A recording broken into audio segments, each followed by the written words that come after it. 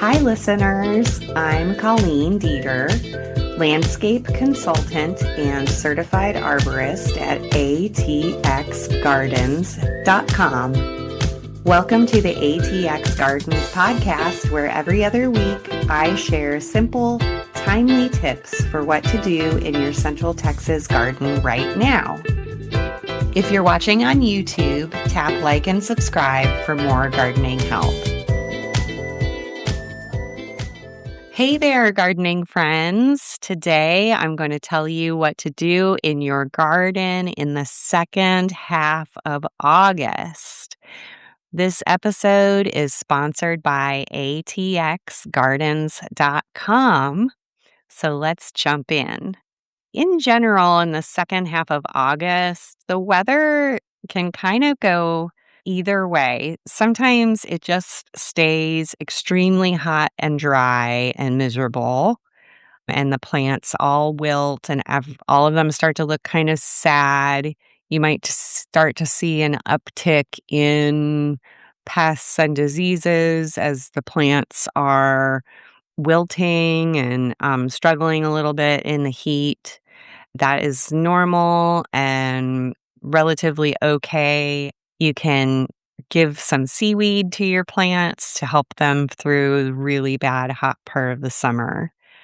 But sometimes at the end of August, we get a tropical storm or a hurricane nearby, or some sea breeze showers that come up from the Gulf of Mexico and help cool us down and give us a lot of rain. And then all the plants start growing again. And that's really exciting when that happens. A lot of times toward the end of August, we can get some rain and it just freshens everyone up. So when I think of gardening in August in Austin, I think of weeding, mulching, and watering, of course. But this is also a transitional time for plants and for the garden and really for our lives. We start moving from the slower, more relaxed kind of summer days to harvest time, and everybody starts getting back to school, back to work, back to their routines.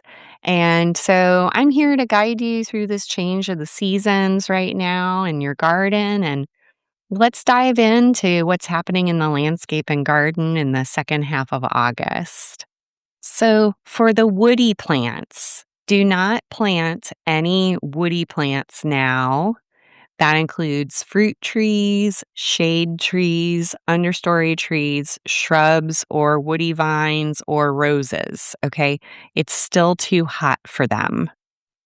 Late August is your last chance for tree and shrub pruning to clear roofs, clear the street, clearing walkways, clearing driveways.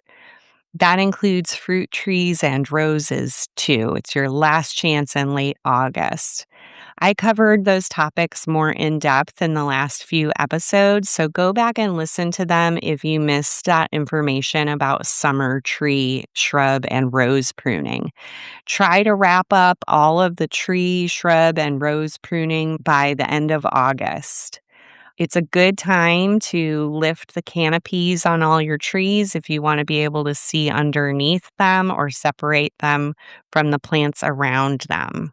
More specifically, with your fruit trees, keep checking on your pears to see if they're ripe yet. Some heirloom varieties of pears, like LeConte, will not ripen on the tree. Okay, if you have an old pear tree and you don't know what variety it is, and it seems like the pears stay hard as a rock for a really long time and they never ripen, it may be one of those old heirloom types that needs to ripen off of the tree. So try cutting some of the fruit off of the tree and bring it indoors for a few weeks. Let it sit out on your kitchen counter, put it in a bowl. They look pretty in a bowl. And then after a couple of weeks, you may see them start to soften up and also start to sweeten up. I also just really love the satisfying crunch of a pear sliced really thin with some cheese at the end of the summer, too. And I discovered my husband brought home a a knife. It's called the Chinese vegetable cleaver, and I thought he was nutso when he purchased this gigantic knife, but it's actually like the best thing ever. I love using the Chinese vegetable cleaver in my kitchen. I use it more than he does now. And it might be just the tool you need to cut through a really hard pear. It's also great for slicing up pumpkins, all the melons, and winter squashes, too. So, see a link in the show notes to Amazon. I'm an Amazon affiliate, so I get commissions from any purchases you make through my links for that Chinese vegetable cleaver because it's really awesome. It's great for slicing up really big, hard stuff. So don't discount those old pears that you have growing in your yard, or if you find one growing on the side of the road, harvest those pears and see if they'll ripen off the tree and enjoy them. Slice them up with some cheese, and they're wonderful. August is a great time to make plans for your orchard's future.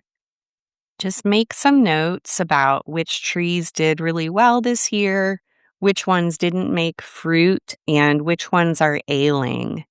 Consider if you have room to add more trees and start researching varieties that you'll be ready to order online as bare root trees this fall. You can order bare root fruit trees from online nurseries, and then the nurseries will ship them to you in the winter at the proper planting time when the trees are dormant. And of course, I'll touch on that in future episodes too. Okay, now moving on to perennials and bulbs and our ornamental grasses, everybody like that in the landscape. Still too hot to plant. If there's some rain in the forecast, you might be able to get some perennials in the ground right before it rains. It's a really good idea. But if there's no rain in the forecast, don't plant anything. It's just too hot. And now at the end of August, so from August 15th until the first week of September, really, it's too late to prune anything now. Most of the perennials won't have time to grow back and bloom again before the first freeze. So if something's looking really, really bad, that's the exception, like wax mallows or datura. Sometimes they start to look really bad at the end of the summer. You can go ahead and cut those back so that you don't have to look at them anymore. You can cut them all the way to the ground, but they might not grow back very well this fall, and they might not have enough time to bloom again before the first freeze comes in November or December. It just depends on when the freezes arrive. Sometimes we don't get a freeze till much later, but there's a possibility if you cut things down now, they won't bloom again. So try to avoid pruning anything unless you just have to clear a walkway or something like that. And unless something just looks really bad and you can't stand looking at it anymore. Okay, if you have tropical milkweed, the experts at the Xerces Society recommend cutting it all the way down before Labor Day to prevent the spread of OE fungus to migrating monarch butterflies. So if you have a tropical milkweed, go ahead and cut it all the way down now to help prevent problems for the monarch butterflies that will be migrating through this fall. The tropical type is tall, it's orange and red, it's not very leafy, it has long, skinny leaves, and it gets when I say it's tall, it gets about 18 to 24 inches tall. When in doubt, look it up because it looks very different from other milkweed types. There's a lot of different types of milkweeds, usually the tropical one is the one that you find at the nursery most often. So go ahead and cut it down all the way now. Okay, so some perennials are going to start slowing down with blooming a little bit now. The tropical perennials, so things like yellow bells, plumbagos, pride of Barbados, hibiscus, the skyflower durantas, maybe your firebush. You might see them start to slow down and they're blooming a little bit, and you can deadhead them to keep the flowers coming just by removing the dead flowers.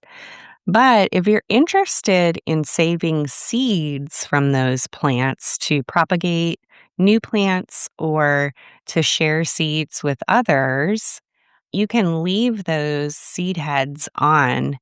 Yellow bells and Pride of Barbados and hibiscus in particular are very easy to save seed from and they're really good for beginning seed savers.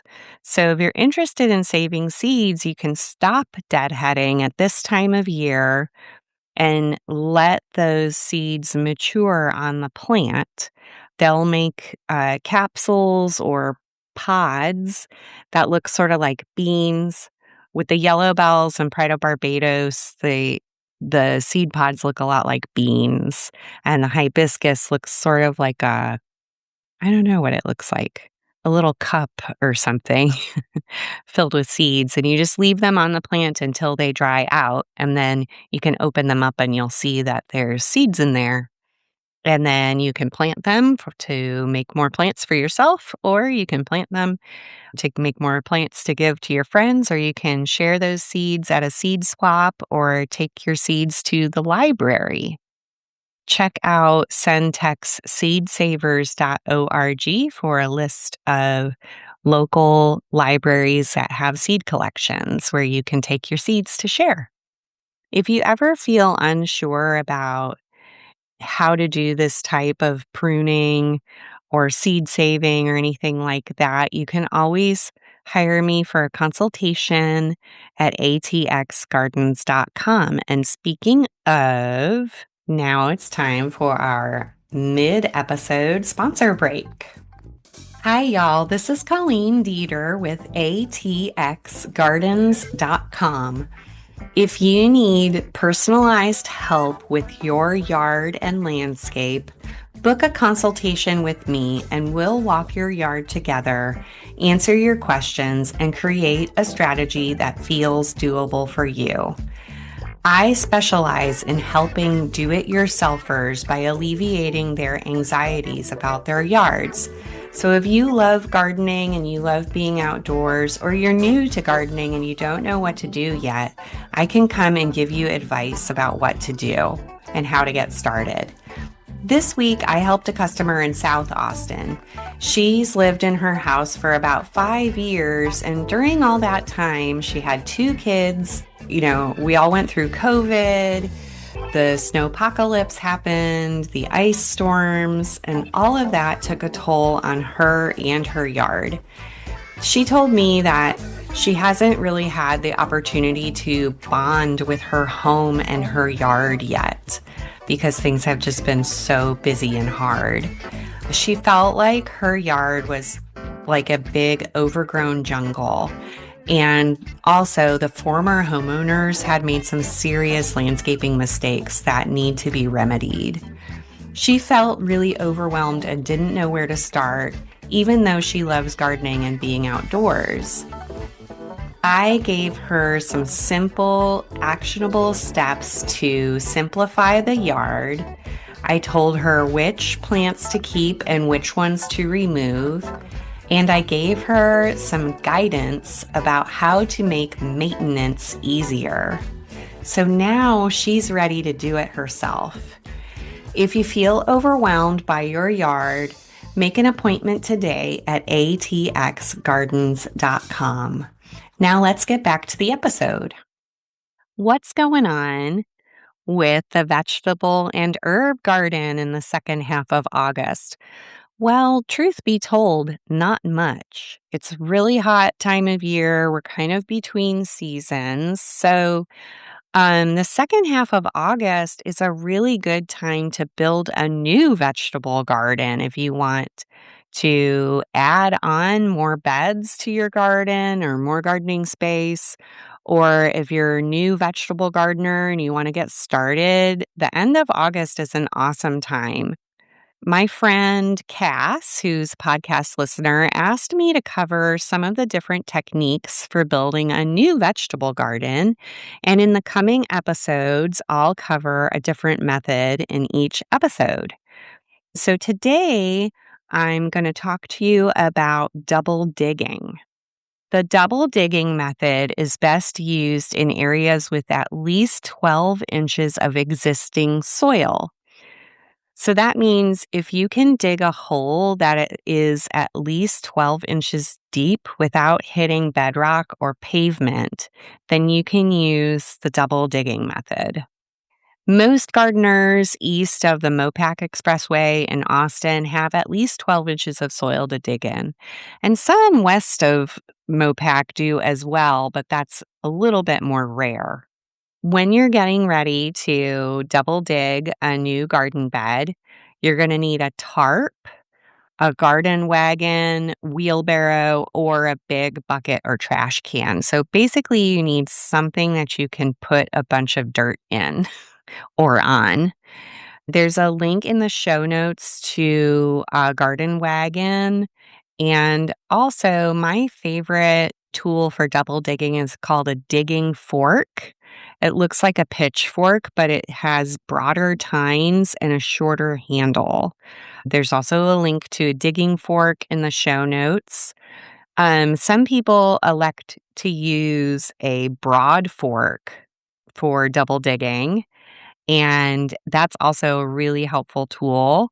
And that's also available in the show notes. So take a look at those.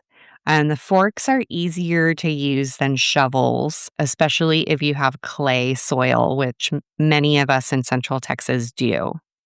So, first, what you're going to do for double digging is you're going to dig a trench with your fork, and you're going to put that soil onto your tarp or in your wagon or in your bucket or trash can. Okay. And you only have to dig the trench as deep as the length of the fork. Then use a digging fork to just loosen the soil in the bottom of the trench. You don't need to dig it up completely. You just need to put the fork in the bottom of the trench and wiggle it. Then you dig another trench alongside the one you just dug, and you put the soil from that trench into the first trench. Okay. And then you just go along until you're finished, till you've dug up the whole area that you want to dig up. And then when you dig the final trench, use the soil from the tarp or wagon to fill in that last trench. Then mix in some compost and fertilizer per your test results. Soil test is always wise. Do a soil test before you start digging a garden, and then you know what to add to amend the soil to make it suitable for growing vegetables. When in doubt, it's generally a good idea to add compost. So you can mix some compost in. While you're digging the trenches, try to shake out any existing vegetation that you're digging up. Do the best you can, just removing existing grass or weeds from that area. And then use a soil rake to make the area flat so that you have a level surface to plant into. Remember to use the rake tines down to move the soil, but you can flip the rake over and use it with the tines up to flatten and smooth out the soil. It's a really good idea to water the area that you're going to dig in a day or two before you start digging so that the soil is more moist and a little bit softer to dig in. But it doesn't It needs to be wet like a wrung out sponge, but if it's too soggy, it'll be really hard to dig too. So you don't want to water it and then immediately start digging. So if you can plan to water the area a day or two before you plan on digging, it's really wise. I think Labor Day weekend is the best time to plant a garden in Austin. So, getting a new garden ready in late August will get you all set for fall planting. Labor Day weekend is awesome. The fall garden is usually full of easy pleasure compared to other times of the year because the plants mature and the harvest comes in as the weather cools off. And we usually get pretty good steady rain in the fall. So the fall garden is just a delight. And I'll tell you more about that in the next episode. So at the end of August, if you're thinking about planting, now you can plant beans, cucumbers, potatoes, and summer squashes like zucchini and tattoo maize. In the next episode, I'll explain a little bit more about the change of the seasons and the transition to cool season crops. Now it's really getting too late for eggplants, peppers, tomato, okra, and southern peas. So if you already have the plants for some reason, get them in the ground now because it's possible that they will not mature in time before the first freeze. So try to get all of those in as soon as you can. Leave some open space in the garden for cool season crops that you'll be planting in September and October. And of course, I'll touch on that in upcoming episodes. There's not a whole lot going on in the herb garden in August except weeding, mulching, and watering. A lot of the herbs will be dormant. You might not see them growing back yet, and that's really normal. It's okay, or they're just not growing much at all. If you haven't yet this summer, add a little compost or a gentle granular fertilizer per your soil test results. Give them a little feeding. A little liquid seaweed is good for them. You could start the seeds from cool season herbs indoors now to transplant into the garden in October, like cilantro, dill, fennel, chamomile, calendula, borage, and parsley. You could still also plant basil either from seed or transplants now to get one last harvest before the first freezes arrive in November and December. The second half of August is a wonderful time to plant some cut flowers in your garden. Sunflowers and zinnias are wonderful. It's also a good time for planting mullein, a medicinal herb. So check that out. And all of those can be planted from seed. Now, your wildflowers, keep collecting your wildflower seeds, purchase seeds to plant, get ready for planting time in September. It's very exciting. Okay, so now for the activism portion of the podcast, I have an exciting announcement. My volunteer group, Central Texas Seed Savers, we have a fruit tree working group called the Fruit Savers. And we're announcing our BioBlitz 2, the ripening. The Fruit Savers Project seeks to locate and identify hardy local fruit producing specimens for the purpose of protecting, harvesting, and propagating these resilient trees for current and future generations. Specifically, we're looking for trees that are surviving and thriving with minimal human intervention. So that could be an ancient, forgotten pear tree on the site of an old homestead, or maybe a feral peach growing on a fence line. Our first BioBlitz of 2026 focused on identifying fruit trees by their eye-catching early spring blooms.